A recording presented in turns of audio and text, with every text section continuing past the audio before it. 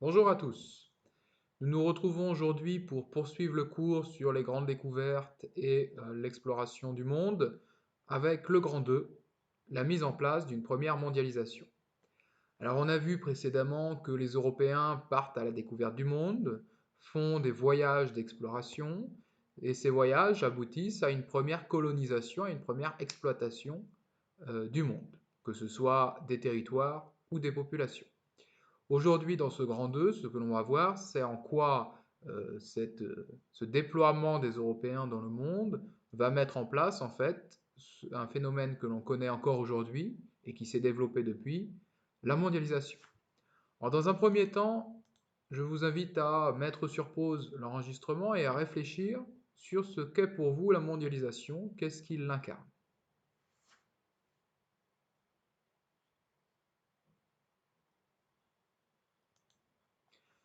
Alors la mondialisation, c'est tout d'abord un processus, c'est-à-dire que c'est un phénomène qui s'est déployé dans le temps, qui s'est diffusé dans le temps, et qui commence justement au XVIe siècle. C'est un processus de mise en relation, de mise en connexion, d'espace, de territoire, de continent, par des échanges ou des flux, que ce soit humains, on peut penser au tourisme, aux migrations, commerciaux, donc de marchandises, ou encore culturels. Et cette mise en relation, cette mise en connexion a pour conséquence de rendre ces espaces dépendants les uns des autres. Par exemple, aujourd'hui, le pays qui est considéré comme l'atelier du monde, qui produit beaucoup de marchandises pour être vendues dans le monde entier, c'est la Chine. La Chine, qui produit donc le plus de marchandises, est dépendante, pour son économie, des pays qui achètent ces marchandises, principalement l'Europe ou l'Amérique. Donc il y a une dépendance dans ce sens-là. Mais cette dépendance, elle se fait aussi dans l'autre sens. C'est-à-dire que si la Chine arrêtait du jour au lendemain de produire toutes ces marchandises, l'Europe comme l'Amérique se trouveraient en grande difficulté. Et c'est d'ailleurs un des problèmes qui se posent actuellement avec le coronavirus. Donc dernier élément de cette définition, le fait que l'on ait des flux, des échanges entre continents, cela crée des dépendances entre les continents eux-mêmes. Donc vous notez la définition qui sera à connaître et aussi bien en histoire qu'en géographie. Alors, premier point de ce grand 2, le fait que la mondialisation au XVIe siècle entraîne de nouveaux circuits de commerce, de nouvelles routes commerciales. Nous avons vu dans le chapitre précédent que le commerce s'organise au Moyen Âge principalement autour de la mer Méditerranée, qui constitue à l'époque un carrefour commercial. Or, avec le déploiement des Européens dans le monde, le déploiement de nouvelles routes commerciales, la mer Méditerranée perd de son prestige et laisse sa place de carrefour commercial mondial à un autre espace maritime, l'océan Atlantique. C'est là que transitent les navires de commerce qui se rendent vers les Amériques, vers les Indes ou l'Asie et vers l'Afrique. Deuxième élément, le fait est que le carrefour commercial devient l'océan Atlantique, on a également de nouvelles cités commerciales qui émergent à ce moment-là. Par exemple, vous avez le port de Séville au XVIe siècle, qui est un port majeur, qui est un port qui se situe dans le royaume d'Espagne. Port majeur parce que le roi d'Espagne oblige tous les marchands qui arrivent avec des marchandises venant d'Amérique, venant d'Asie, venant d'Afrique, à s'arrêter à ce port et à décharger leurs marchandises dans ce port. Ensuite, les marchands vendent donc leurs marchandises et le roi doit obtenir un cinquième, c'est-à-dire 20% de la valeur de ces marchandises.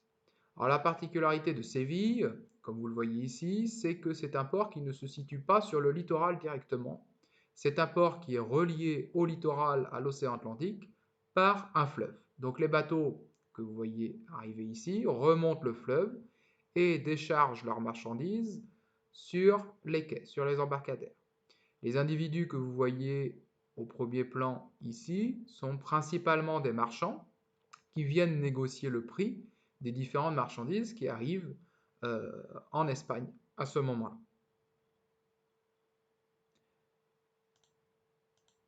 La trace écrite à présent, donc vous notez d'abord grand A de nouveaux circuits de commerce, avec la découverte. Alors découverte entre guillemets, pourquoi? Parce que la découverte finalement par les Européens de l'Amérique, je vous rappelle que ça date des Vikings, même s'ils n'en avaient pas conscience.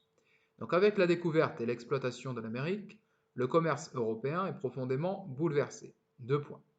Premier élément, l'océan Atlantique remplace la mer Méditerranée et devient le principal carrefour commercial mondial. Deuxième élément, de nouvelles cités s'enrichissent grâce à ce commerce, exemple Séville en Espagne, et à l'inverse, c'est automatique, les ports italiens du Moyen-Âge, je pense à Venise notamment, déclinent à ce moment-là. Donc mettez sur pause pour avoir le temps de pouvoir noter le cours.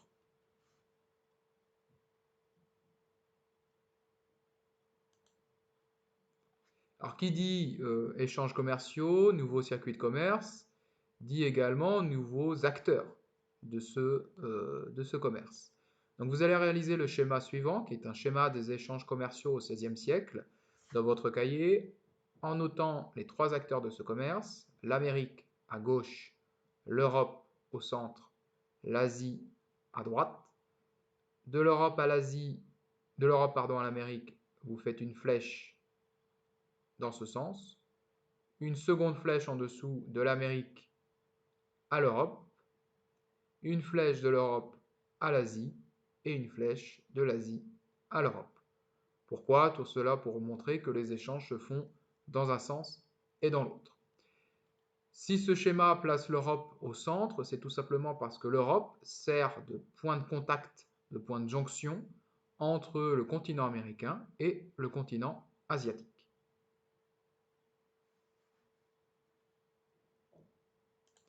En ce qui concerne les marchandises, à présent, commençons par les échanges entre Europe et Amérique.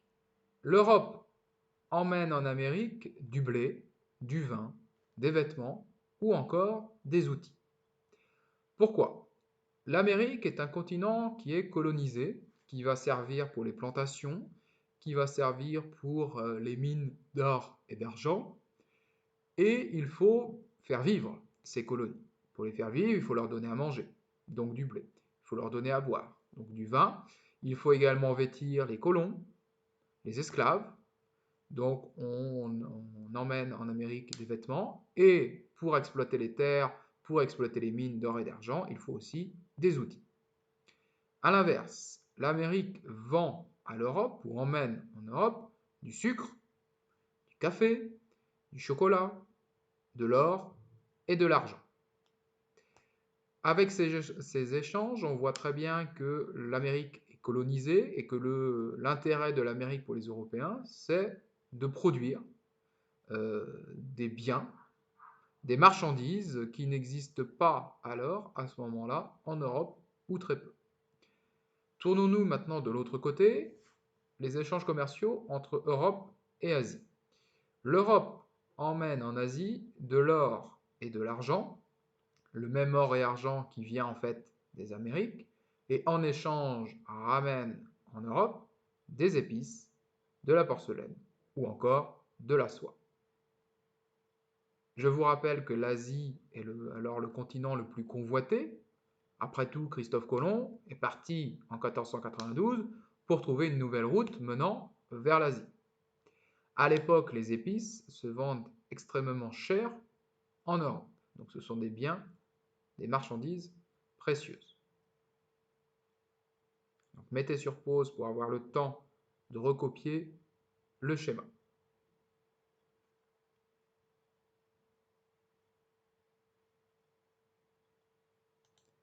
Alors pour vous montrer l'importance des flux de commerce et notamment d'or et d'argent qui transitent, je vous présente ce tableau qui récapitule les tonnes d'or et d'argent importées par les Espagnols d'Amérique en Europe au XVIe siècle. Donc vous voyez que pour l'or, la marchandise se compte en dizaines de tonnes. On passe de 14 tonnes en 1500-1520 à 68 tonnes de 1540 à 1560. Pour l'argent, on atteint quand même entre 1580 et 1600 4800 tonnes d'argent importées en Europe. Pour vous donner une image un peu des richesses qui arrivent à ce moment-là en Europe, aujourd'hui le kilo, donc pas la tonne mais le kilo d'or, vaut 47 000 euros. Même si les monnaies, la valeur a changé à l'époque, vous pouvez vous dire que l'ordre de grandeur reste le même. Alors ces Espagnols, qui s'enrichissent grâce à l'or et à l'argent, vont mettre en place un circuit commercial particulier qui s'appelle le galion de Manille. Alors un galion, c'est quoi? C'est le navire que vous avez à gauche, juste ici, qui est à la fois un navire de commerce, donc on y met des marchandises dans les cales, et en même temps c'est un navire de guerre, un navire armé avec des canons. Ce galion de Manille part en fait 2 fois par an d'Amérique. Alors il ne s'agit pas d'un seul galion isolé, mais de plusieurs galions. Donc ils partent d'Amérique, d'Acapulco, juste ici. Ils arrivent dans l'océan Pacifique et débarquent à Manille.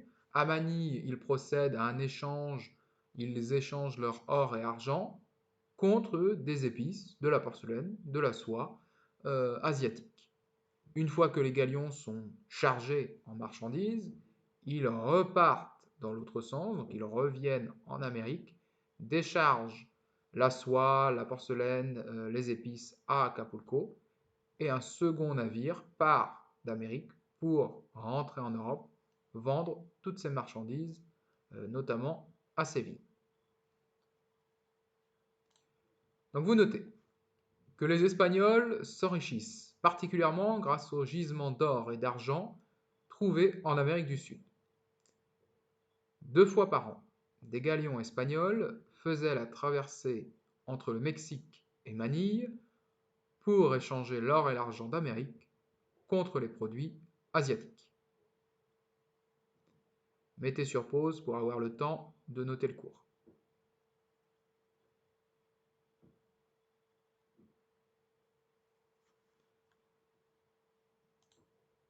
Alors, toutes ces richesses qui transitent créent bien évidemment des envies.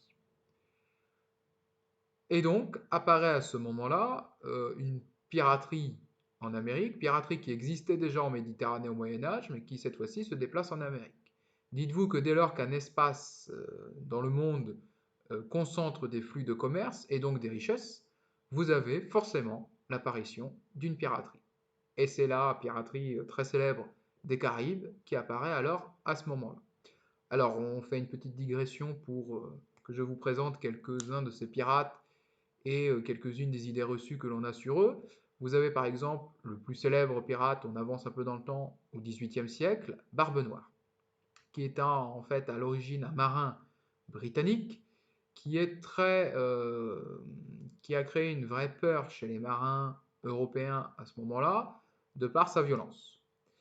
Alors, ce qu'il faut savoir, c'est que chaque pirate à l'époque possède un pavillon, une sorte de drapeau si vous voulez, qu'il hisse dès lors qu'il arrive en vue d'un bateau de commerce. Donc pour Barbe Noire, c'est le pavillon que vous avez ici en haut à droite, donc un squelette, symbole de la mort, tenant une sorte de harpon, de flèche, vers un cœur. Et dans sa main, il tient alors soit un sablier qui rappelle le temps qui s'écoule et donc la mort qui viendra forcément, ou bien une coupe contenant du vin, tout ça pour symboliser qu'il est prêt à prendre un verre avec le diable. Le but de ces pavillons est toujours le même chez les pirates, c'est de créer une peur, une panique, une frayeur, une angoisse chez les marins du bateau qui va être attaqué. Deuxième pirate connu à l'époque, c'est Jacques Rackham. Alors Jacques Rackham, c'est quelqu'un de très exubérant. Les pirates sont des personnes qui sont en dehors de la société. Ils sont hors la loi, donc ils sortent du cadre légal, et par conséquent, ils ne sont pas soumis à une norme. À l'époque, comme aujourd'hui, il y avait une norme, notamment vestimentaire. Jacques Rackham, lui, était totalement sorti de cette norme. Il était surnommé le perroquet parce qu'il portait des vêtements de couleurs très criantes et il n'hésitait pas à mélanger les différentes couleurs. Alors si on connaît Jacques Rackham, c'est aussi pour son pavillon, qui a été repris par Pirates des Caraïbes, où l'on a une tête de mort et deux sabres qui se croisent.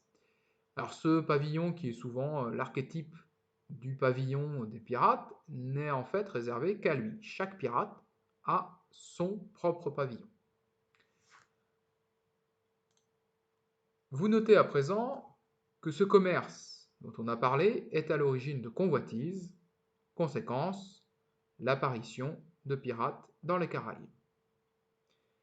Nous en avons à présent terminé avec le grand A. Je vous envoie prochainement une vidéo pour faire le grand B. À bientôt et bon courage.